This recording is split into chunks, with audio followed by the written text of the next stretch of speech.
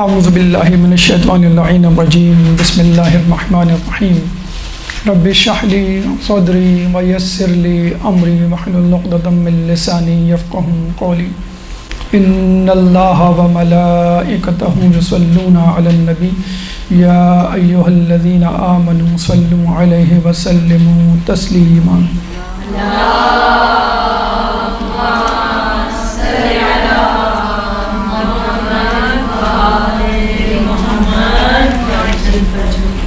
ایام عزا اپنی پوری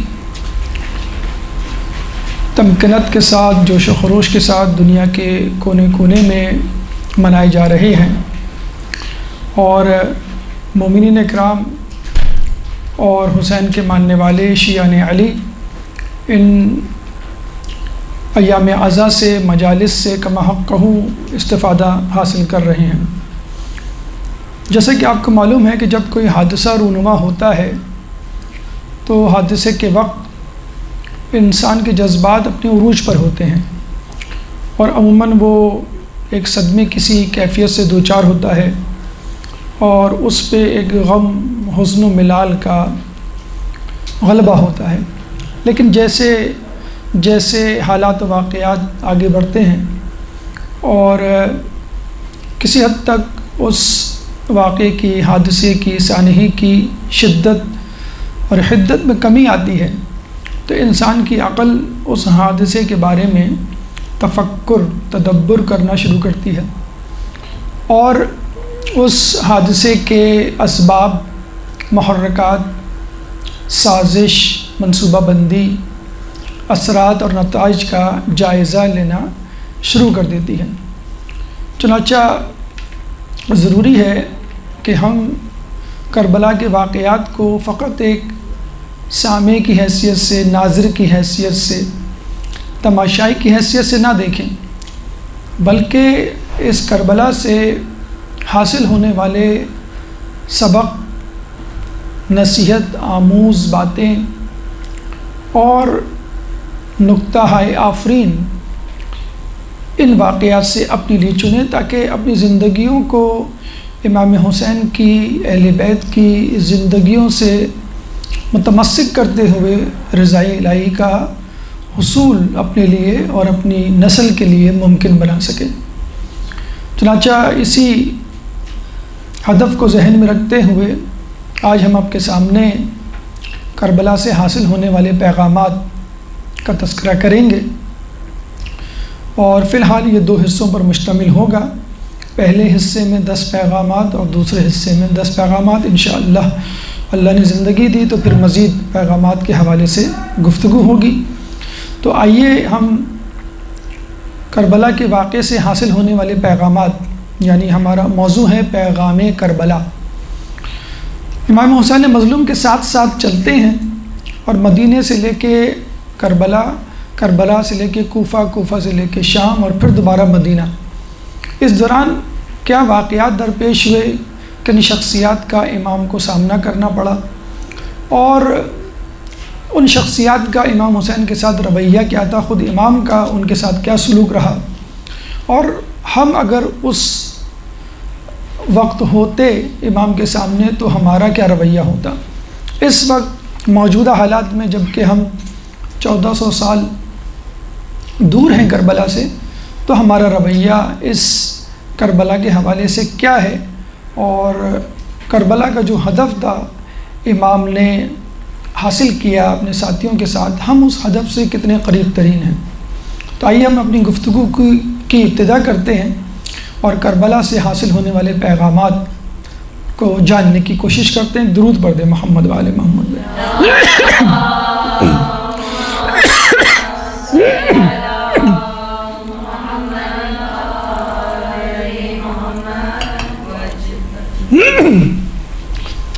کربلا کا پہلا پیغام شجاعت۔ 27 رجب کی تاریخ مدینے میں حاکم شام کی موت کی خبر پہنچتی ہے۔ قاصد اپنے ساتھ ایک خط لے کر آتا ہے، اس کو اس وقت کے گورنر ولید بن عتبہ کے سامنے رکھتا ہے۔ ولید بن عتبہ جب اس کو پڑھتا ہے تو اس کو معلوم ہوتا ہے کہ حاکم وقت اس دنیا سے چلا گیا، اپنے بیٹے یزید کو خلیفہ بنا گیا، اور خصوصی طور پر ہدایت کی کہ امام حسین مظلوم سے بیعت لو، اور اگر وہ بیعت لینے میں پس و پیش سے کام لے تو خدا نخواستہ ان کی گردن اڑا دو۔ اس کے ساتھ وہ 2 اور شخصیات کا نام بھی لیتا ہے۔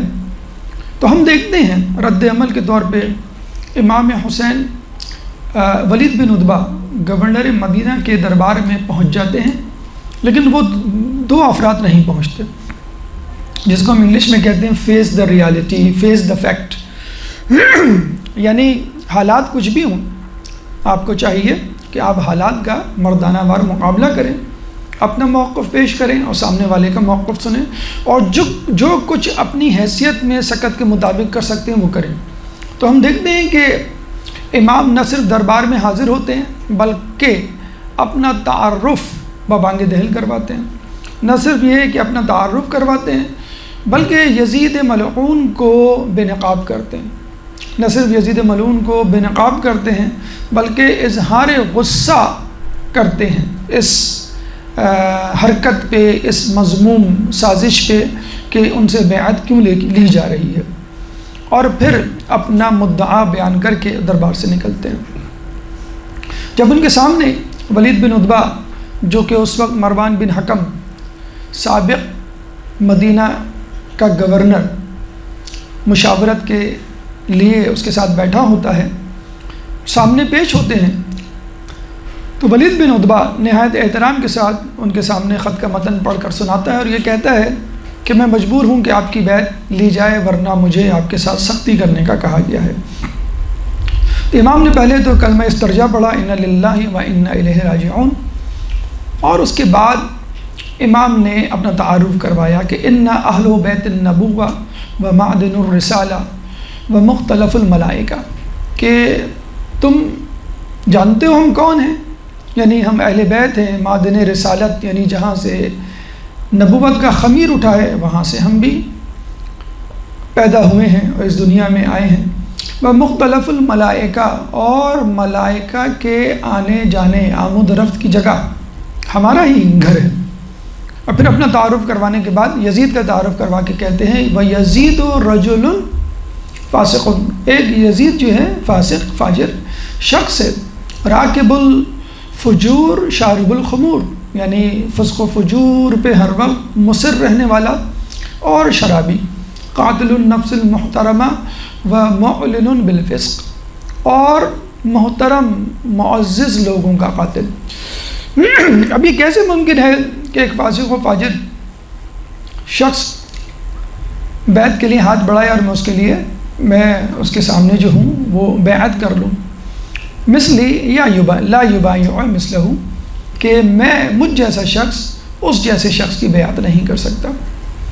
اور پھر یہ کہنے کے بعد وہ جانے لگتے ہیں یہ کہہ کر کہ اس معاملے میں کل دن میں بات ہوگی۔ جب امام حسین مڑ کر دربار سے نکلنے والے ہوتے ہیں تو مروان بن حکم ولید بن عتبہ کے کان میں کہتا ہے کہ دیکھو حسین کو نہ جانے دو، اگر تم نے انہیں جانے دیا تو یہ تمہارے ہاتھ نہیں آئیں گے، فوراً ان سے بیعت لو ورنہ گردن اڑا دو۔ امام حسین کے کانوں میں جب یہ مروان کی سرگوشی پڑتی ہے تو وہ غصے سے پلٹتے ہیں اور کہتے ہیں کہ یبن الزرقاء انت تضرب عنقی ام ہوا، اے ابن زرقاء کیا تو مجھے قتل کرے گا یا یہ یعنی مروان ولید قتل کرے گا۔ کسی کو عرب کے ماحول میں اس کی ماں کے نام سے کنیت کے نام کنیت بحوالہ ماں مادر کے حوالے سے پکارا جائے تو یہ اس کی تذلیل ہوتی ہے، گویا آپ نے اس کے حسب نسب پہ شک کیا، اور یقیناً وہ اس قابل تھا کہ اس کو اس طرح پکارا جائے۔ اور پھر انہوں نے کہا کذبتا واللہ اثمتا، تم نے جھوٹ بولا اور تم نے جو ہے وہ بہت بڑا گناہ کیا۔ امام کے ان کلمات کی اور بے باکانہ رویے کی ہیبت اتنی ہوتی ہے کہ ولید بن عتبہ جو حالانکہ گورنر تھا، کزن تھا یزید کا، ولید بن عتبہ کہ جس کا باپ عتبہ امام علی کے ہاتھوں مارا گیا تھا، تو وہ تو بہت زیادہ دشمن تھا امام حسین کا، وہ چاہتا تو موقع سے فائدہ اٹھاتا اور بیعت نہ کرنے پر گردن اڑا دیتا امام حسین کی، نعوذ باللہ، یا اپنے دل میں چھپی ہوئی کینہ پروری اور بغض کا انتقام لے لیتا، لیکن وہ بھی امام حسین کے اس جلال کے سامنے کچھ نہ کر سکا اور کپکپانے لگا، اور مروان بن حکم کو اس نے کہا کہ اگر مشرق سے لے کر مغرب تک کے خزانے مجھے دے دیے جائیں تو بھی میں امام حسین کو نہیں قتل کروں گا۔ تو یہ امام حسین علیہ السلام کی بے باکانہ روش تھی، یہ شجاعت تھی جو ہمیں نظر آتی ہے، جو ایک لیڈر میں ہونی چاہیے، اور لیڈر اور رہنما ایسا ہی ہوتا ہے، جسے کہتے ہیں نا کہ اگر بھیڑوں کا لیڈر شیر بنا دیا جائے شیر کو، تو تمام بھیڑیں شیر بن جاتی ہیں، یا تمام گیدڑ شیر بن جاتے ہیں۔ اسی طرح تمام شیروں کا لیڈر ایک گیدڑ بن جائے تو تمام شیر گیدڑ بن جاتے ہیں۔ تو اسلام نے جب انتخاب کیا رسول کے بعد جانشینوں کا، تو یقیناً ایسے لوگوں کا انتخاب کیا جو نڈر، جری اور بے باک اور شجیع تھے۔ ایک تو امام نے اس شجاعت کا مظاہرہ پہلے ہی دن کر دیا تھا، حالانکہ ان کو معلوم تھا کہ ہو سکتا ہے کہ میں محل کے اندر پہلی ملاقات میں، پہلے انکاؤنٹر میں مارا جاؤں۔ تو یہ پہلا پیغام جو ہمیں ملتا ہے اپنی زندگی کے لیے، کہ حالات کتنے ہی مخالف کیوں نہ ہوں، بہرحال کربلا سے زیادہ، امام حسین علیہ السلام سے زیادہ، ہمارے ائمہ سے زیادہ مخالفت تو کسی نے بھی نہیں سہی یا اس کا سامنا کیا۔ ہم تو پھر بھی ایک بہتر ماحول میں ہیں، ہمیں جو ہے وہ گردن اڑائے جانے کا خوف نہیں، جان مال عزت کا خوف نہیں، کسی حد تک، بلکہ بہت حد تک بہت محفوظ اور آرام دہ زندگی کے ساتھ ایام عزا ہم مناتے ہیں اور یزیدیت پہ لعنت بھیجتے ہیں، امام حسین کا پیغام لوگوں تک پہنچا رہے ہیں۔ تو کیوں نہ ہم اس نڈر اور بے باکانہ رویے کا اظہار کرتے اور لوگوں کو بتلاتے کہ ہم کس شخصیت، کس عظیم شخصیت کے ماننے والے ہیں، بجائے اس کے کہ ہم ڈیفینسو رویہ اختیار کریں، ہمیں اگریسو رویہ اختیار کرنا چاہیے، لیکن اس میں بھی ایک خیال اور احتیاط مد نظر ملحوظ خاطر رہے کہ ہماری غلط روش، غلط حکمت عملی سے کسی کو نقصان نہ پہنچے، لیکن جہاں ممکن ہو وہاں ہمیں اپنے بے باکانہ رویے کا اظہار کرنا چاہیے۔ یہ وہ پہلا پیغام جو کہ کربلا کے واقعات سے ہمیں ملتا ہے۔ اب آئیے دوسرے پیغام کی طرف، ایک درود پڑھ دیں محمد والے محمد۔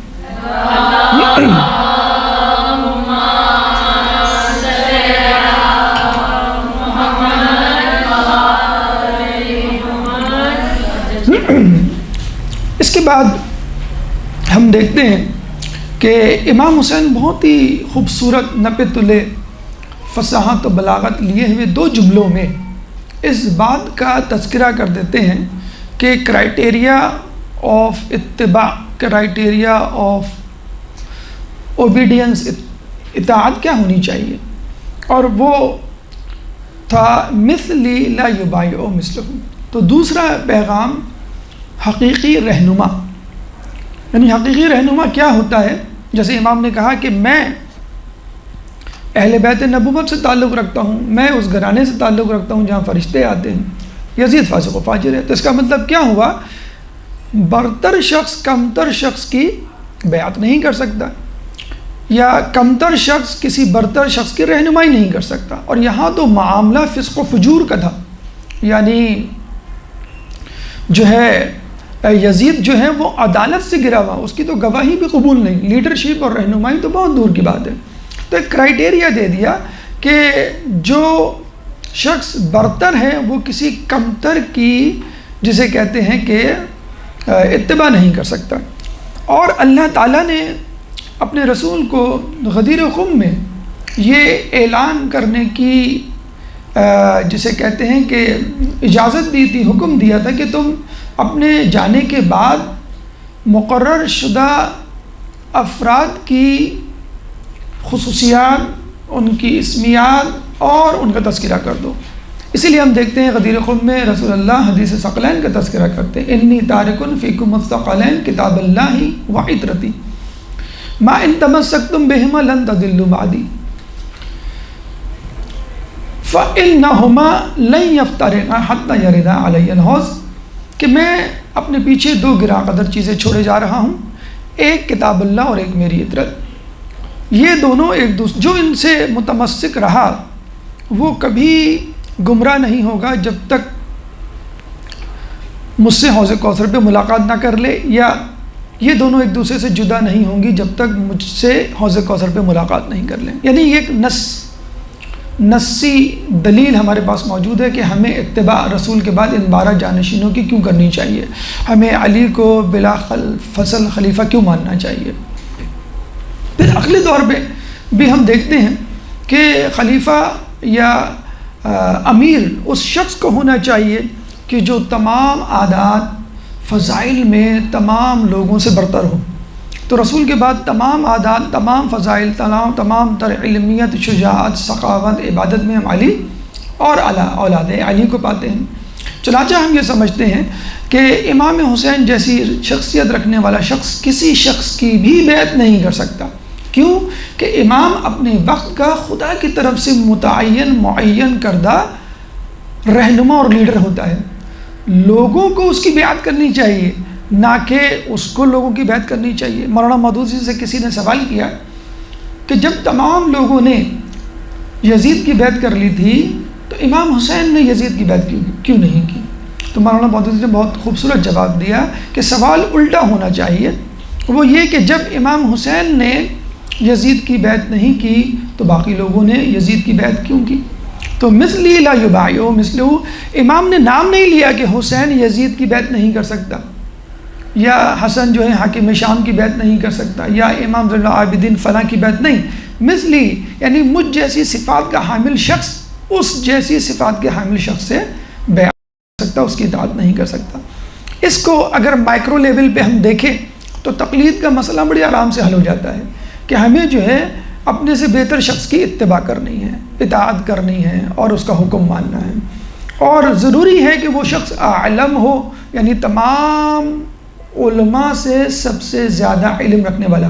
اب خدا اور اس کا رسول تو متعین نہیں کر سکتے کیونکہ اس وقت وہ موجود نہیں ہے، تو ہم نے اپنی کوششوں سے جو طریقے دیے ہوئے ہیں اس سے خود معین کرنے کی کوشش کرتے ہیں کہ کون عالم ہے۔ تو مثلی لا یبایع ایک کرائٹیریا، ایک میزان ہے کہ کس کو کس کی اتباع، کس کو کس کی اطاعت، کس کو کس کی جو ہے وہ تقلید کرنی چاہیے۔ تو یہ کربلا کا دوسرا پیغام کہ ہمیں جو ہے وہ کس طرح رہنما کو منتخب کرنا چاہیے۔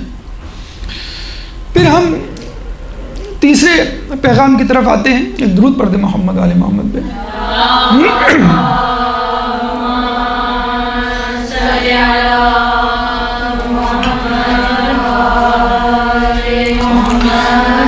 کہتے ہیں کہ دوسرے دن صبح کے وقت دن میں مروان بن حکم راستے میں امام حسین کو ملتا ہے اور کہتا ہے کہ میری مانیے تو آپ یزید کی بیعت کر لیجئے، اس میں آپ کی بھلائی ہے۔ تو امام نے کہا کہ کیا بھلائی ہے، وہ کیا چیز ہے جس کے لیے میں بیعت کروں؟ تو مروان کہتا ہے کہ اس میں دین اور دنیا دونوں کی فلاح ہے۔ امام جب یہ سنتے ہیں تو کہتے ہیں ان للہ و انا الیہ راجعون۔ کلمہ استرجاع پڑھتے ہیں، یہ اس وقت پڑھا جاتا ہے کہ جب آپ جو ہے بہت بڑے نقصان سے دو چار ہوں یا آپ کی بات لوگ سننے سے آ رہی ہوں۔ پھر امام کہتے ہیں علی الاسلام السلام، کہ اس اسلام پر، تمہارے اسلام پر سلام۔ سلام کا مطلب یہ ہے خدا حافظ، سلام کا مطلب یہ نہیں کہ تم پہ سلامتی ہو، آؤ ہم بیٹھیں ہم دونوں ایک ساتھ چلیں، نہیں، علی الاسلام السلام۔ جیسے وما قرآن میں ہے وما خاطبہم الجاہلون قالوا سلاما، جب وہ جاہلوں سے ملتے ہیں تو کہتے ہیں سلام علیکم۔ سورہ یونس آیت نمبر 15۔ بڑا دلچسپ واقعہ زمین میں ہمیں ملتا ہے کہ بنو امیہ کا ایک شہزادہ تھا، وہ ایک دن دربار میں آ کر کہتا ہے کہ مولا علی سے میرا مناظرہ ہوا اور مولا علی نے خلافت کے باب میں ہماری دلیل کو تسلیم کر لیا اور ہم کو حق بجانب مان لیا۔ تو یہاں جو درباری بیٹھے ہوئے تھے وہ مسکرانے لگے، کہنے لگے بھئی وہ کیسے؟ تو اس شہزادے نے کہا کہ میں نے خواب میں یہ دیکھا میں اور علی کسی دریا کے کنارے جا رہے ہیں اور ہم میں خلافت کے باب میں بحث ہوتی ہے، میں بھی دلائل دیتا ہوں، علی بھی دلائل دیتے ہیں، پھر علی ایک دم سے کہتے ہیں سلام علیکم اور یہ کہہ کے چلے جاتے ہیں۔ تو اس کا مطلب یہ ہوا کہ علی نے جو ہے میری بات کو تسلیم کر لیا۔ تو وہ پھر اس آیت کو پیش کرتے ہیں کہ اللہ تعالیٰ قرآن میں فرماتا ہے وَإِذَا خَاطَبَهُمُ الْجَاهِلُونَ قَالُوا سَلَامًا، کہ جب وہ جاہلوں سے ملتے ہیں تو بہت زیادہ بحث و تکرار میں نہیں پڑتے، ایک مرتبہ دو مرتبہ اپنی بات دلیل کے ساتھ بیان کرتے ہیں، جب وہ نہیں تسلیم کرتا تو سلام کر کے بحث کو ختم کر کے آگے بڑھ جاتے ہیں۔ تو یہی جو ہے امام حسین نے کیا۔ اب یہاں پہ ایک اور بات واضح ہو جاتی ہے، علی الاسلام السلام، اس اسلام پر سلام۔ اس کا مطلب کیا ہوا کہ دو قسم کے اسلام تھے اس زمانے میں، ایک وہ اسلام جو حکومت وقت کے پاس تھا، جو اہل بیت کے خلاف تھا، اور دوسرا اسلام کہ جو اہل بیت کے پاس تھا۔ بلکہ ہم دیکھتے ہیں کہ رسول کے بعد سے یہ اسلام چلتا رہا، ایک اسلام اہل بیت کے حامل افراد کے پاس اور ایک اسلام اہل بیت کے مخالفین کے پاس، جس میں حکمران طبقہ پیش تھا، اور حکمران طبقے کے ساتھ جو ہے باقی افراد ہوا کرتے تھے۔ اور آج بھی یہی ہے کہ ہم دیکھتے ہیں کہ لوگ حکمران طبقے کے ساتھ چلتے ہیں اور جو فائدے کی والی بات ہوتی ہے اس کو اپنا لیتے ہیں۔ تو اسلام بظاہر دو حصوں میں ہے، ایک وہ اسلام اہل بیت کا اسلام اور ایک دوسرا اسلام جو اہل بیت کے مخالفین کا اسلام۔ اب اس میں دونوں میں مزید برانچز ہو جاتی ہیں، لیکن بنیادی طور پہ دو ہی اسلام ہیں، حقیقی اسلام اور باطل اسلام، جو بظاہر اسلام نظر آ رہا ہے لیکن اسلام نہیں ہے۔ بالکل ایسا ہی معاملہ سفر کربلا کے دوران امام حسین کے ساتھ پیش آیا کہ امام حسین جو ہے وہ سفر میں تھے مکے کے بعد کربلا کی طرف۔ تو ایک شخص نے امام سے پوچھا، امام جو قرآن میں ہے سورہ بنی اسرائیل آیت نمبر 71 چیپٹر 17 ورس نمبر 71 کہ کل یوم ندعو کل اناس بامامہم، کہ اس دن ہم ہر کسی کو اس کے امام کے ساتھ پکاریں گے۔ تو شخص نے کہا کہ اس آیت کا کیا مطلب ہے؟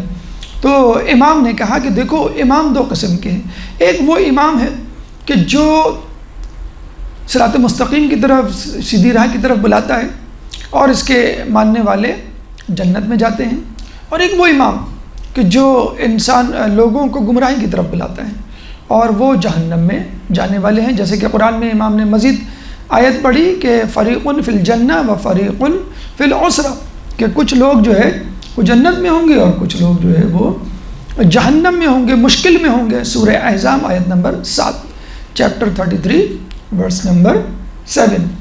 تو اس کا مطلب کیا ہوا کہ آج بھی دنیا میں ایسے اسلام کے حامل افراد ہیں جو حقیقت میں اسلام نہیں ہے، بظاہر ان کی داڑھی ہے، بظاہر سر پہ عمامے ہیں، بظاہر ابا قبا ہے، بظاہر جو ہے وہ اسلام کے نام لیوا ہیں، لیکن حقیقت میں اسلام کے بالکل اپوزٹ ہے۔ یہ بالکل وہی بات ہے کہ امام زمانہ کے زمانے میں جب ان کو اللہم صلی علی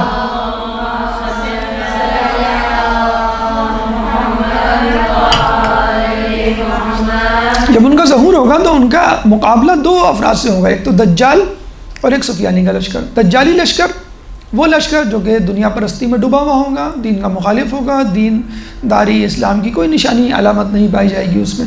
لیکن دوسرا ایک اور لشکر ہوگا جس کو ہم سفیانی کا لشکر کہتے ہیں، جو بظاہر مسلمان نظر آ رہا ہوگا اور اس کے ساتھ بظاہر مسلمان لوگ ہوں گے، لیکن وہ اپنے سوا سب کو کافر کہیں گے، حتیٰ کہ امام زمانہ کے سامنے کھڑے ہو کے ان سے لڑائی کریں گے۔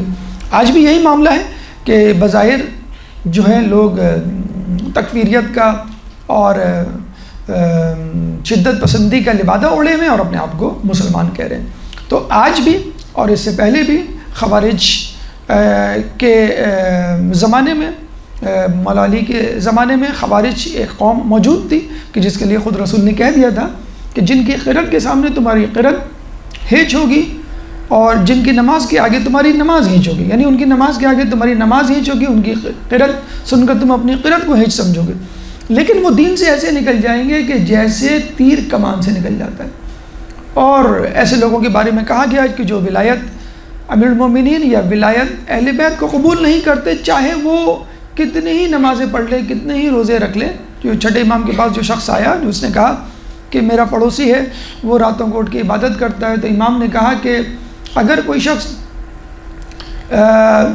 مستلزم اور نشان ابراہیم مقام ابراہیم کے درمیان 1000 سال تک مثلا یا بڑے عرصے تک عبادت کرے اور یا جو ہے وہ قبر رسول اور حجرہ رسول منبر رسول کے درمیان 1000 سال تک عبادت کرے، پھر صفا مروہ کے درمیان بے جرم و خطا مارا جائے، تو وہ جنت کی خوشبو بھی نہیں سونگھ سکتا،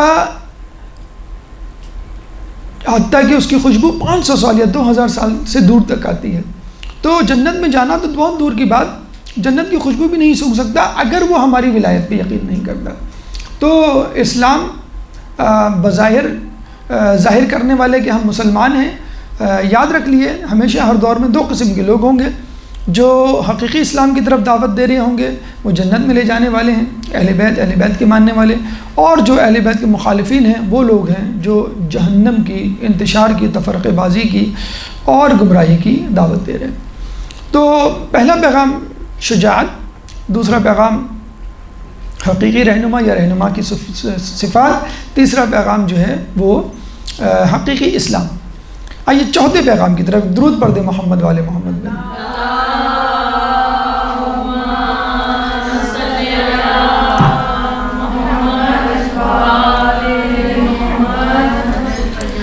چوتھا پیغام جو ہمیں ملتا ہے وہ یہ کہ آپ نے سنا ہوگا کہ جب مولا حسین مدینے سے نکلتے ہیں تو وہ قبر رسول کے پاس جاتے ہیں، لپٹ جاتے ہیں، بچے کی طرح بلکتے ہیں، روتے ہیں اور کہتے ہیں کہ نانا آپ نے ایک امانت اپنی امت کی سپرد کی تھی، آپ دیکھ لیجئے ان لوگوں نے اس امانت کے ساتھ کیا کیا۔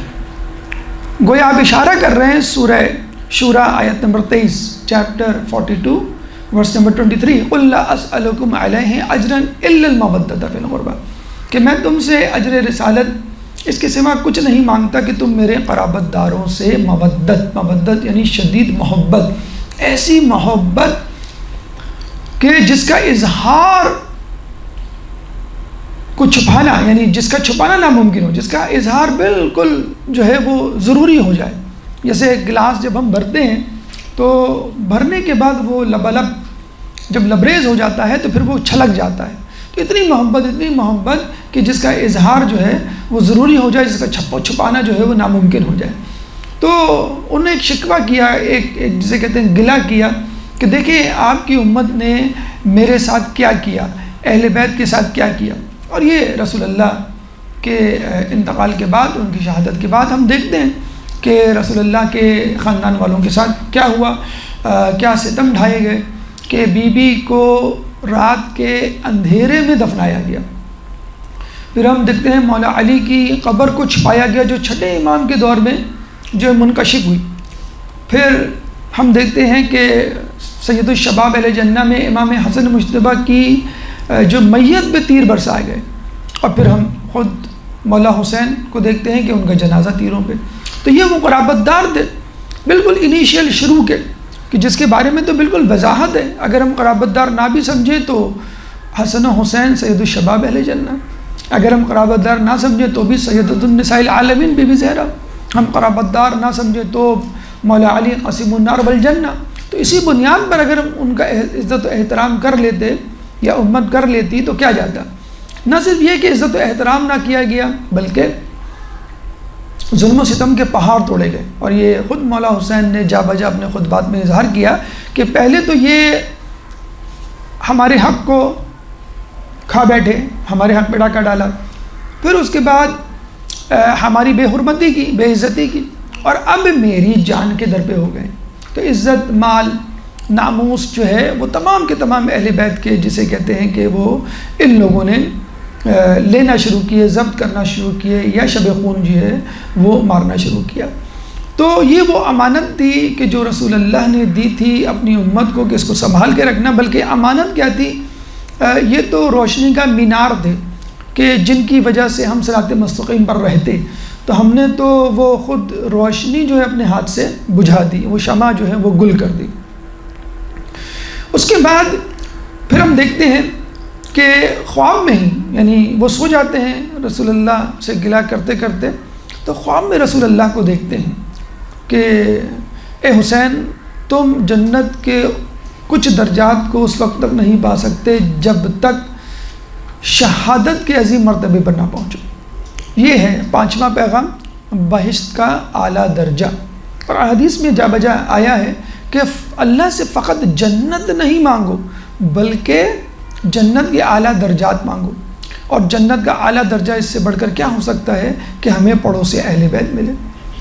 مولا حسین کئی مرتبہ کئی مقامات پر دعا کر چکے ہیں، اکثر لوگوں کی شہادت مسلم بن عقیل کی مثلا یا میسر کی یا دیگر افراد کی سنتے تو کہتے تھے کہ اے اللہ ہمارے شیعوں کو ہمارے ساتھ جنت میں قرار دے۔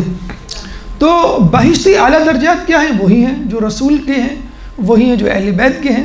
چنانچہ ہمیں بھی بہشت کے اعلیٰ درجات کی جو ہے وہ تقاضا کرنی چاہیے، لیکن اس کے لیے امام حسین کے جانثاروں کی طرح قربانی دینے کی ضرورت ہے۔ تو یہ پانچواں سبق جو ہمیں کربلا کے میدان سے ملتا ہے۔ درود پڑھ دیں محمد والے محمد میں۔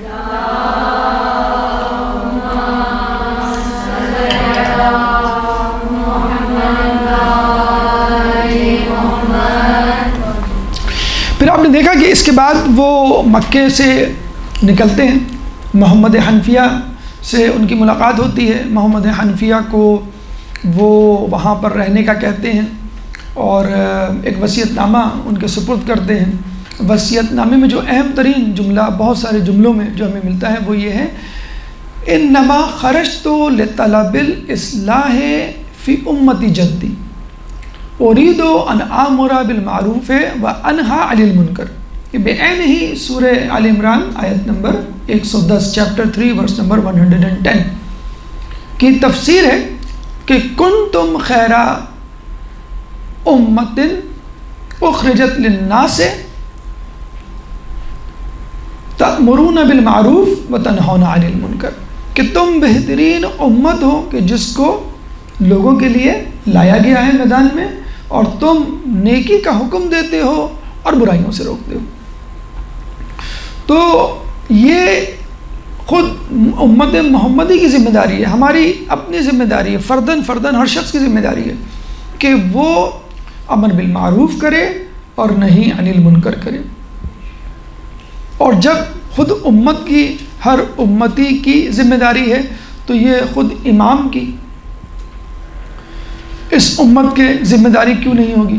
چنانچہ امام نے نکلتے وقت واضح طور پر یہ اشارہ دے دیا کہ میں نکل رہا ہوں کسی دنگا فساد، لڑائی جھگڑے، کسی حکومت کی لالچ میں نہیں، بلکہ میں تو لوگوں کی اصلاح کے لیے نکل رہا ہوں۔ اريد آمر بالمعروف وانہی عن المنکر۔ اب یہ ہماری ذمہ داری ہے کہ امام نے جس مقصد کے لیے قربانی دی تھی ہم بھی اس مقصد کے لیے قربانی دیں۔ ہم گھر میں ہیں، ہم آفس میں ہیں، ہم مدرسے میں ہیں، ہم اسکول کالج یونیورسٹی میں ہیں، بازار میں ہیں، جہاں تک ہو سکا۔ اب اس امر بالمعروف و نہی عن المنکر کی 3 منزلیں، 3 جو ہے مراحل ہو سکتے ہیں۔ کم ترین مرحلہ یہ ہے کہ انسان دل میں برائی کو برائی جانے، اچھائی کو اچھائی جانے۔ اس سے بہتر دوسرا درجہ یہ ہے کہ انسان زبان سے کہے کہ بھئی یہ بات بری ہے، یہ نہیں ہونی چاہیے، یا یہ بات اچھی ہے، اس کو ہونا چاہیے۔ جیسے شادی بیاہ کی تقریبات میں کچھ لوگ اس کا اظہار کر دیتے ہیں۔ اور تیسرا درجہ ہے ہاتھ سے، بزور طاقت، یعنی جو شخص مثلا گھر کا رئیس ہے، ولی ہے، وہ اگر گھر میں موجود خواتین کو پردہ کروا سکتا ہے یا موسیقی رکھوا سکتا ہے، یا گھر میں غیبت یا جھوٹ جو بولا جا رہا ہے، کی جا رہی ہے غیبت، اس کو رکھوا سکتا ہے، اس کو رکھوانا چاہیے۔ ایک آفس کا باس ہونے کے ناطے اپنے آفس میں بہت ساری چیزیں جو ہیں وہ ختم کروا سکتا ہے یا شروع کروا سکتا ہے، اور جب لوگ دیکھیں گے میرے باس کو یہ پسند ہے تو وہ خود بھی، ہم ایک ایسے باس کو جانتے ہیں کہ وہ اپنے امپلائیز کو جب وہ آتے ہیں آفس میں تو پہلے سورہ یاسین پڑھواتے ہیں، سب لوگ سورہ یاسین پڑھتے ہیں امپلائیز ان کے، اور پھر جو ہے وہ اپنا کام شروع کرتے ہیں۔ تو یہ نہ سوچیں کہ لوگ کیا کہیں گے، آکورڈ لگے گا، برا لگے گا، عجیب سی بات ہے، یہ تو نارمل ہوتا ہی آیا ہے۔ اس کے لیے بھی پلاننگ ہے، منصوبہ بندی ہے، طریقہ کار ہے۔ اگر مناسب منصوبہ بندی کے ساتھ یہ عمل کیا جائے تو ہر شخص کسی نہ کسی طور پہ 2 3 4 10 افراد کا رئیس ہوتا ہے۔ بھائی سے ٹیچر مثلا، بچے آپ کی بات مانتے ہیں، ماں ہونے کے ناطے آپ کا بیٹا یا بیٹی آپ کے جو ہے وہ پابند ہوتے ہیں بات کی ماننے کے۔ بہت ساری چیزیں ہم بچوں کو دلاتے ہیں، دلانے سے پہلے اگر ہم یہ شرط لگا دیں کہ بھئی تم اولی وقت نماز پڑھو گے، نماز شب پڑھو گے، ٹی وی پہ فضولیات نہیں دیکھو گے، انٹرنیٹ پہ ٹائم نہیں ضائع کرو گے، تو بہت سارے مسائل ہمارے حل ہو سکتے ہیں۔ تو امر بالمعروف و نہی عن المنکر اس امت کی ذمہ داری ہے قرآن کے مطابق، اور یہ ذمہ داری امام حسین نے یاد دلائی کہ دیکھو لوگ غافل ہو گئے، اس ذمہ داری سے میں آگے بڑھ کر اس ذمہ داری کو ادا کرتا ہوں اور تمہارے سامنے اس کو ادا کرتا ہوں، اس میں میری جان چلی جائے گی، میں جو ہوں قربان ہو جاؤں گا، بہت بڑی پریشانی کا سامنا ہوگا، لیکن تم اس کو اپنے طور پہ جاری رکھنا۔ تو یقیناً بہت سارے کام بہت آسانی کے ساتھ ہم کر سکتے ہیں، بشرط یہ کہ فکر ہو اور ہماری توجہ اس طرف ہو۔ ایک درود پڑھ دیں محمد والے محمد میں۔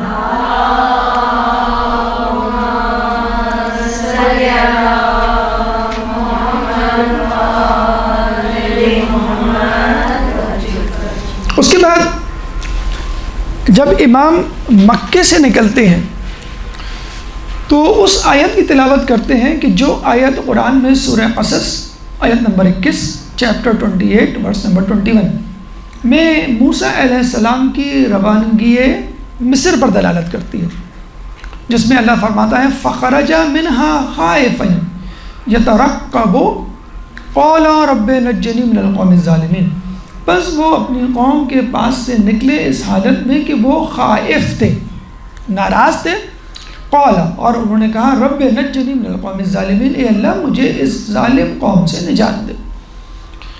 اور امام حسین علیہ السلام نے اس آیت کو کیوں منتخب کیا؟ کیونکہ امام حسین علیہ السلام کی حالت بھی وہی تھی کہ جو موسیٰ علیہ السلام کی آیت تھی، موسیٰ حالت تھی، موسیٰ علیہ السلام بھی اپنی جو ہے جگہ، اپنا وطن، اپنا شہر چھوڑ رہے تھے، اپنا شہر اپنا وطن کسی کو چھوڑنے کا جی نہیں چاہتا، مجبوراً چھوڑتا ہے۔ تو موسیٰ علیہ السلام نے کیوں چھوڑا؟ کہ وہاں کے لوگ ان کی بات نہیں مان رہے تھے۔ اچھا، ایک فرق ہے موسیٰ علیہ السلام اور جو ہے امام حسین کے چھوڑنے میں اپنے وطن کے، کہ موسیٰ علیہ السلام چھوڑ رہے تھے کیونکہ لوگ فرعون کے ماننے والے تھے، اس کو خدا مانتے تھے، مشرک سے، بت پرست تھے، جبکہ امام حسین مدینے سے نکل رہے تھے اس حالت میں کہ تمام کے تمام مدینے کے رہائشی اللہ رسول کے ماننے والے تھے، نہ کوئی یہودی، نہ کوئی عیسائی، نہ کوئی مشرک۔ اچھا، خود رسول کے بارے میں بھی اگر دیکھ لیں آپ، 13 سال وہ مکے میں گزارتے ہیں، اور 13 سال بعد جب وہ ان کی بات نہیں مانتے تو چند گنے چنے ساتھیوں کے ساتھ مکہ چھوڑتے ہیں۔ تو کن لوگوں سے خائف ہو کے مکہ چھوڑا؟ مشرکوں سے، کافروں سے۔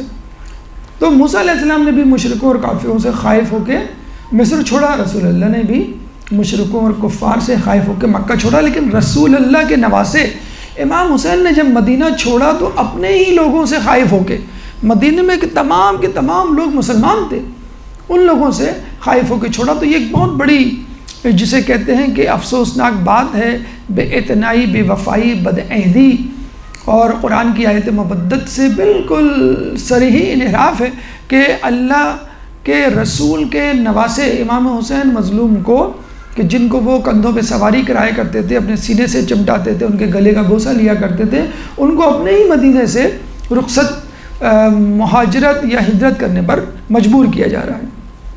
تو یہ وہ آیت تھی جو امام حسین کے زبان پہ تھی، اور جب امام نکل رہے تھے مدینے کے لیے تو کسی معلوم مقام پر تھے۔ اسی طرح موسیٰ علیہ السلام کبھی چلے مقام، اگر ان لوگوں کو نہیں معلوم تو تاریخ میں معین ہے مدین، کہ وہ مدین گئے تھے مصر کے بعد، 10 سال وہاں سے شعیب علیہ السلام کی شاگردگی میں رہے، پھر دوبارہ واپس آئے۔ جب دوبارہ واپس آئے تو لوگوں کو ان کی اہمیت کا، حیثیت کا اندازہ ہو گیا کہ ہم نے بہت بڑی غلطی کی تھی۔ تو یہ ہے 7واں پیغام غیبت، کہ جب انسان اللہ کی دی ہوئی نعمت کی ناقدری کرتا ہے تو اللہ تعالیٰ اس نعمت کو چھین لیتا ہے۔ مصریوں نے موسیٰ علیہ السلام کی ناقدری کی، اللہ نے موسیٰ علیہ السلام کو ان سے چھین لیا۔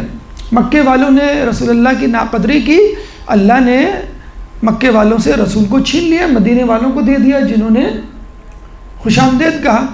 اسی طرح اس وقت اللہ تعالیٰ نے پہلے، دوسرے، تیسرے، پھر مسلسل 11 وارثین محمد کو لوگوں کے سامنے پیش کیا، 11 کے 11 کی ناقدری کی گئی، 12واں اللہ تعالیٰ نے چھین لیا اور اس کو غیبت میں ڈال دیا۔ مصیبت تو یہ کہ ہمیں معلوم نہیں، کم از کم موسیٰ علیہ السلام کو تو معلوم تھا کہ وہ مدین میں ہیں، یا رسول اللہ کو معلوم تھا کہ وہ جو ہے مدینہ جا رہے ہیں، یا خود امام حسین کے بارے میں بعد میں تو پتہ چل گیا تھا کم از کم کہ مکے گئے، مکے سے کربلا گئے. لیکن اس وقت جو صورتحال ہے، سب سے زیادہ بدنصیبی ہماری ہے کہ ہم نے، اور یہ ہم مستحق ہیں، ہم سمجھتے ہیں اس سزا کے کہ ہم نے 1 نہیں 2 نہیں اللہ کے 11 جانشینوں کی بے قدری کی ہے. تو امام حسین جب یہ آیت پڑھتے ہوئے نکلتے ہیں تو لوگوں کو آگاہ کرواتے ہیں، لوگوں کو متنبہ کرتے ہیں کہ دیکھو جس طرح موسیٰ کی قوم نے موسیٰ کی ناقدری کی اور موسیٰ چھوڑ گئے، تم لوگوں نے میری ناقدری کی، میں تم لوگوں کو چھوڑ کے جا رہا ہوں. جس طرح رسول کی قوم نے رسول کی ناقدری کی، رسول نے ان کو چھوڑ دیا. اور اب امام زمانہ اپنی غیبت میں گویا پکار کے کہہ رہے ہیں کہ تم لوگوں نے میری بے قدری کی بھی، اس لیے تو میرا ظہور نہیں ہو رہا. آج تم میری قدردانی کرو تو آج میرا ظہور ہو جائے. ایک درود پڑھ دے محمد والے محمد پہ.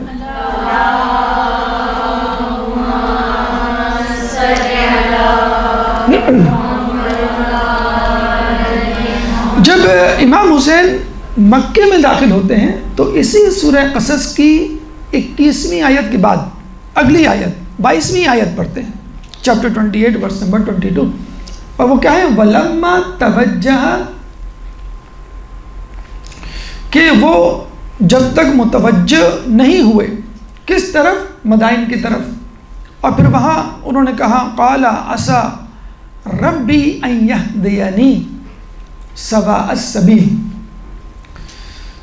کہ جب وہ مدین کی طرف متوجہ ہوئے تو انہوں نے کہا کہ اے اللہ مجھے ان قریب سیدھی راہ دکھا دے گا. تو یہ ہمیشہ یاد رکھیے، بعض اوقات آپ ایک کثیر تعداد کو چھوڑ رہے ہوتے ہیں، اپنے گھر والوں کو چھوڑ رہے ہوتے ہیں، دوست احباب کو چھوڑ رہے ہوتے ہیں، اور ڈر رہے ہوتے ہیں کہ اب میں کہاں جاؤں گا، میرا کیا بنے گا، سوشل بائیکاٹ ہو چکا ہے، میں دیندار ہوں یا میں شیعان علی میں سے ہوں، لوگ میرے ساتھ نہیں ہیں. تو موسیٰ علیہ السلام کی اس دعا کو یاد رکھیں، سواء السبیل، ان یہدینی ربی ان یہدینی سواء السبیل، کہ اللہ تعالیٰ مجھے جو ہے وہ سواء السبیل، ایک سیدھی راہ کی طرف متعین کرے گا. اور یہی بات رسول اکرم نے عمار یاسر کو کہی تھی کہ اے عمار، اگر تم دیکھو کہ لوگ ایک طرف ہیں، تمام لوگ، اور علی ایک طرف ہیں، تو تم علی کی راہ کو اپنانا. اور یہی وجہ ہے کہ عمار یاسر نے جنگ صفین میں اس گروہ کو اپنایا، اس گروہ کے ساتھ جنگ کی کہ جو علی کا گروہ تھا. اور یہ بات واقعی ثابت ہو گئی کہ جب عمار یاسر کو قتل کیا گیا تو شور غلغلہ بلند ہوا اور لوگوں نے کہا کہ عمار یاسر قتل ہو گئے. رسول کی حدیث تھی کہ عمار یاسر کو ایک باغی گروہ قتل کرے گا. چنانچہ ثابت ہو گیا کہ باغی گروہ کون ہے اور صحیح گروہ کون ہے، حق پر کون ہے اور باطل پر کون ہے. تو اگر آپ پریشان ہیں کہ لوگ میرا ساتھ چھوڑ رہے ہیں، حدیث میں روایت میں آیا ہے کہ لوگوں کی خوف کی وجہ سے حق کو نہ چھوڑو، کیونکہ لوگ نہ تو تمہارا رزق کم کر سکتے ہیں نہ تمہاری عمر، یعنی نہ وہ تمہارے رزق کو کنٹرول کر رہے ہیں کہ کم کر دیں اور تم جو ہے بے روزگار ہو جاؤ یا غریب ہو جاؤ، نہ وہ تم کو قتل یا مار سکتے ہیں جب تک اللہ کا اذن نہ ہو. تو جب بھی آپ کو پریشانی ہو اور اس بات کا خدشہ ہو کہ میں جو ہوں وہ اکیلا رہ جاؤں گا، تو آپ بس یہ دیکھیے کہ کیا میں حق پر ہوں. اگر میں حق پر ہوں، بلکہ روایت میں یہ بھی آیا ہے کہ اگر حق پر ہونے کے باوجود تمہاری مخالفت میں اضافہ ہو تو سمجھ جاؤ اللہ تمہیں کوئی بلند مقام دینے والا ہے. امام حسین علیہ السلام کو ہم دیکھتے ہیں کہ وہ حق پر ہوتے ہیں، لیکن حق پر ہونے کے باوجود ان کی مخالفت میں اضافہ ہوتا ہے. اتنا اضافہ ہوتا ہے کہ گلا کاٹنے کی، شہید کرنے کی نوبت آ جاتی ہے. کربلا جیسا سانحہ. تو ہم دیکھتے ہیں کہ پھر امام حسین کو وہ درجات ملے جن کی خوشخبری رسول اللہ نے خواب میں دی تھی کہ تم جنت کے کچھ درجات ایسے ہیں ان تک نہیں پہنچ سکتے جب تک شہادت کے مرتبے پر فائز نہ ہو جاؤ. تو یہ وہ سواء السبیل ہے، یہ وہ ہدایت ہے جو اللہ کی طرف سے ملتی ہے. یہ ہے کربلا کا 8واں پیغام. 9واں پیغام کربلا کا کیا ہے؟ اکثریت کی طرف نہ جائیں. اکثریت کے بارے میں قرآن میں 80 سے زیادہ مقامات پر کہا گیا ہے بل اکثرهم لا یعقلون بل اکثرهم لا یعلمون بل اکثرهم لا یفلحون، کہ اکثریت نہیں جانتی، اکثریت فلاح پر نہیں ہے، اکثریت تعقل یا عقل استعمال نہیں کرتی۔ بلکہ قرآن میں یہ بھی ہے کہ اے رسول اگر تم اکثریت کا کہنا مانو تو یہ اکثریت تمہیں گمراہ کر دے گی۔ ہم دیکھتے ہیں کوفے والوں کی حالت، 1 لاکھ سے زیادہ افراد پر مشتمل مجاہدین یا سپاہی یا جنگجو افراد مدینہ کوفہ کو بساتے ہیں، تو یہ تمام لوگ شیعان علی میں سے نہیں تھے، لیکن جب مولا علی خلافت کے زمانے میں اپنا دارالخلافہ کوفہ بناتے ہیں تو یہ تمام لوگ علی کے ساتھ ہو جاتے ہیں۔ تو پہلے کسی اور حکومت کے ساتھ، اب علی کی حکومت کے ساتھ۔ جب علی اور حاکم شام کا معاملہ ہوتا ہے تو یہی لوگ اپنا وزن حاکم شام کے پلڑے میں ڈال دیتے ہیں۔ جنگ صفین، جنگ جمل، جنگ نہروان وجود میں آتی ہے۔ پھر مولا علی کے بعد امام حسن آتے ہیں تو ہم دیکھتے ہیں مولا حسن سے جو ہے وہ غداری کی جاتی ہے، مال و اسباب لوٹا جاتا ہے، حتیٰ کہ مسلح تک چھین لیا جاتا ہے، مذل المومنین نعوذ باللہ ان کو کہہ کر پکارا جاتا ہے، اور لوگ اپنا وزن جو ہے دوبارہ امام حسن سے ہٹا کر حاکم شام پہ ڈال دیتے ہیں۔ پھر یزید کے زمانے میں جب ظلم و ستم کے پہاڑ توڑے جاتے ہیں تو وہ پریشان ہو جاتے ہیں، کیا کریں؟ پھر امام کو پکارتے ہیں، پھر جو ہے امام کے شیعان سے کہتے ہیں کہ بھئی آپ تصدیق نامہ لکھیں، دستخط کریں اور امام کو بلائیں، ہم پیشوا اور رہبر کے انتظار میں ہیں۔ پھر جو ہے امام کو بلایا جاتا ہے، لیکن جب ابن زیاد آ کر ان پہ ظلم و ستم کے پہاڑ دوبارہ توڑتا ہے، شدید جسے کہتے ہیں ظلم کرتا ہے، تو وہ پریشان ہو جاتے ہیں کہ امام جو ہے ہم آپ کا ساتھ نہیں دے سکتے۔ اور پھر جب امام کو شہید کر دیا جاتا ہے تو پھر اپنے اوپر افسوس کرتے ہیں، لیکن جب حجاج بن یوسف آتا ہے تو پھر دوبارہ اس کے ساتھ ہو جاتے ہیں۔ تو کیا مطلب ہے کہ الناس دینو علی دین ملوکہم، کہ لوگ جو ہے وہ بادشاہوں کے دین پر ہوتے ہیں، جہاں وہ دیکھتے ہیں پلڑا بھار رہی ہے اس طرف ہو جاتے ہیں۔ فتح مکہ کے موقع پر، فتح مکہ سے پہلے یہی کفار، یہی مشرکین جو ہے وہ ابو سفیان بن امیہ کے ساتھ تھے۔ فتح مکہ پر جب ان کو یقین ہو گیا کہ ابھی رسول اللہ ہی اب جو ہے وہ اس کو چلائیں گے، کنٹرول کریں گے، فتح کریں گے، تو ہم دیکھتے ہیں آیت اترتی ہے اذا جاء نصر اللہ والفتح ورأیت الناس يدخلون فی دین اللہ افواجا۔ تو لوگ فوج در فوج کیوں داخل ہو رہے ہیں؟ اس لیے داخل ہو رہے ہیں کہ وہ دیکھ لیتے ہیں کہ اب فتح جو ہے رسول کے ہاتھ میں ہے۔ امام حسین کے ساتھ بہت سارے لوگ چلتے ہیں، لیکن عین مسلم بن عقیل کی شہادت کے وقت لوگ آپ سے جدا ہو جاتے ہیں اور کہتے ہیں کہ ہم آپ کا ساتھ نہیں دے سکتے کیونکہ آپ کی فتح یقینی نہیں ہے۔ تو اس کا مطلب کیا ہوا کہ لوگ الناس دینو علی ملکہم، کہ لوگ حکمرانوں کے دین پر ہوتے ہیں، یعنی کیونکہ ان سے ان کو فائدہ مل رہا ہوتا ہے، اور جب فائدہ نہیں ملتا، ظلم و ستم ہوتا ہے تو وہ پریشان ہو جاتے ہیں۔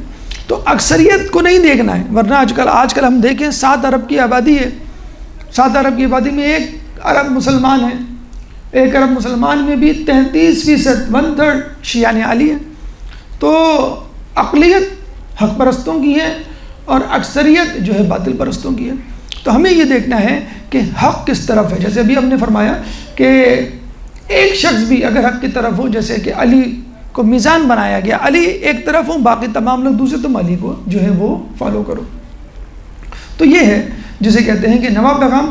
10واں پیغام یہ ہے حرمت کعبہ۔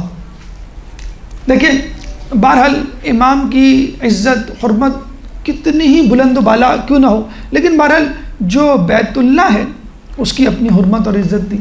جب عبداللہ بن زبیر نے امام کو کہا کہ آپ جو ہیں وہ عراق نہ جائیں، یا جسے کہتے ہیں کہ آپ کے پیچھے لوگ لگے ہوئے ہیں، تو امام نے کہا کہ میں مکے میں ٹھہرنا نہیں چاہتا، اگر میں مکے سے 1 بالشت باہر قتل کیا جاؤں بہتر ہے کہ میں مکے سے 1 بالشت اندر قتل کیا جاؤں، اگر میں مکے سے 2 بالش باہر قتل کیا جاؤں تو بہتر ہے کہ میں مکے سے 1 بالش دور قتل کیا جاؤں، یعنی جتنا میں دور ہوں گا اتنا بہتر ہے۔ بہتر ہے کہ میں فرات میں دفن کیا جاؤں، فرات کے کنارے بنسبت اس کے کہ میں مکے میں دفن کیا جاؤں، اگر میں کسی بل میں بھی چھپ جاؤں گا تو بھی یہ لوگ مجھے قتل کر کے دم لیں گے۔ تو امام کو حرمت کعبہ کا باس تھا۔ امام نے یہ بھی فرمایا کہ مجھے میرے بابا نے خبر دی ہے کہ کعبہ کی حرمت ایک مینڈھے کی وجہ سے پامال ہوگی۔ مینڈھا یعنی بھیڑ، یعنی ایک شخص کو وہاں مینڈھے کی طرح، بھیڑ کی طرح ذبح کیا جائے گا۔ مکھی مچھر مارنا بھی حرام ہے کعبے میں، تو بہتر یہ ہونا چاہیے کہ وہاں پر جیسے امام حسین نے یہی کیا، جب انہوں نے دیکھ لیا کہ حاجیوں کی بھیس میں لوگ موجود ہیں تو وہاں سے وہ چل دیے۔ تو امام نے کہا کہ یہاں پر میرے قتل کا منصوبہ بنا لیا گیا ہے، چنانچہ میں یہاں سے جا رہا ہوں، اور میں نہیں چاہتا میں وہ بھیڑ بنوں، وہ میڈھا بنوں کہ جس کو قتل کیا جائے گا، جس کے قتل کی وجہ سے حرمت کعبے کی پامال ہوگی۔ پھر ہم دیکھتے ہیں کعبے کی حرمت 2 مرتبہ پامال ہوئی۔ ایک دفعہ تو یزید کے دور میں حسین بن نمیر نے واقع ہرہ مدینہ کی بے حرمتی کی، اور پھر کعبے پر دھاوا بولا گیا، منجنیق سے پتھراؤ کیا گیا اور کعبے کی دیوار کو ڈھایا گیا۔ دوسری مرتبہ عبد الملک بن مرمار کے دور میں جب حجاج بن یوسف کو بھیجا گیا، جب اس نے کوہ ابو قبیس میں منجنیق جو ہے وہ رکھ کر کعبے پہ پتھر برسائے، کچھ لوگ تو یہ کہتے ہیں کہ پورا کعبہ منہدم ہو گیا تھا، پھر دوبارہ جو ہے اس کی تعمیر کی گئی۔ تو دیکھا آپ نے عبداللہ بن زبیر کو قتل کیا گیا، اور رسول کی حدیث جو ہے وہ ثابت ہوئی۔ کہنے کا مقصد یہ ہے کہ امام حسین نے مدینہ کو چھوڑا مدینہ کی حرمت پامال نہ ہو، امام حسین نے مکے کو چھوڑا تاکہ مکے کی حرمت پامال نہ ہو۔ حالانکہ 8 ذی الحج تھی، یوم ترویہ، 9-10 ذی الحج، حج تو شروع ہونے والا تھا اگلے دن سے۔ تو امام نے یہ نہیں سوچا کہ میری عبادت میں کمی ہو جائے گی، امام نے یہ دیکھا کہ اللہ تعالیٰ کی رضا کیا ہے۔ اگر اللہ چاہتا ہے کہ آپ نماز پڑھیں تو آپ نماز پڑھیں، اللہ چاہتا ہے کہ نہیں آپ جو ہے حج کریں، آپ حج کرنے پہنچ جائیں، اللہ کہتا ہے نہیں حج کو کینسل کیا جائے، منسوخ کیا جائے، کربلا میں جا کے تلوار نکالو، تو آپ تلوار نکال لیتے ہیں۔ جب کہا جاتا ہے کہ تلوار کو نیام میں رکھ لو، ظہر کا وقت ہو گیا نماز پڑھنی ہے، تو آپ تلوار کو نیام میں رکھ کر مہلت مانگتے ہیں، ظہر کی نماز ادا کرتے ہیں۔ پھر گھمسان کی جنگ ہوتی ہے، پھر کہا جاتا ہے کہ ابھی عصر کا وقت ہو گیا، نماز کا وقت ہو گیا، پھر آپ نیام میں تلوار رکھ لیتے ہیں۔ یا ایتھا النفس المطمئنہ ارجعی الی ربک راضیۃ مرضیہ فادخلی فی عبادی وادخلی فی جنتی، کہ نفس مطمئنہ اللہ کی طرف چل، جب اس کی جنت میں داخل ہو جا، کہ تو اس سے راضی وہ تجھ سے راضی۔ اس کا مطلب کیا ہوا کہ ہمیں عابد نہیں بننا، عبد بننا ہے۔ عابد کیا ہوتا ہے؟ نماز پڑھنے والا، روزہ رکھنے والا، قرآن پڑھنے والا، نمازوں کو گننے والا، سپاروں کو شمار کرنے والا، میری کتنے نمازیں، کتنی جو ہیں وہ سپارے ہو گئے، یا میرے کتنے حج ہو گئے۔ عبد وہ ہوتا ہے جو اللہ کا غلام ہوتا ہے، اگر اس کو کہا جائے نماز پڑھو تو نماز پڑھتا ہے، اس کو کہا جاتا ہے کہ نماز نہیں تلوار نکالو تو تلوار نکال لیتا ہے، اس کو کہا جاتا ہے کہ نہیں حج نہیں کربلا کی طرف چلو۔ تو امام حسین نے وہی کچھ کیا کہ جو رضائے الہی تھی۔ تو یہ امام کا سفر انشاءاللہ چل رہا ہے، اور اس کے ساتھ ساتھ اس سے حاصل ہونے والے سبق آپ کے سامنے پیش کر رہے ہیں۔ 10 اسباق ہم نے آپ کے سامنے پیش کیے۔ انشاءاللہ ایک چھوٹے سے وقفے کے بعد ہم دوبارہ اپنے سفر کی طرف اور امام حسین کے واقع کربلا سے حاصل ہونے والے پیغامات کی طرف چلیں گے۔ ایک درود پڑھ دیں محمد والے محمد۔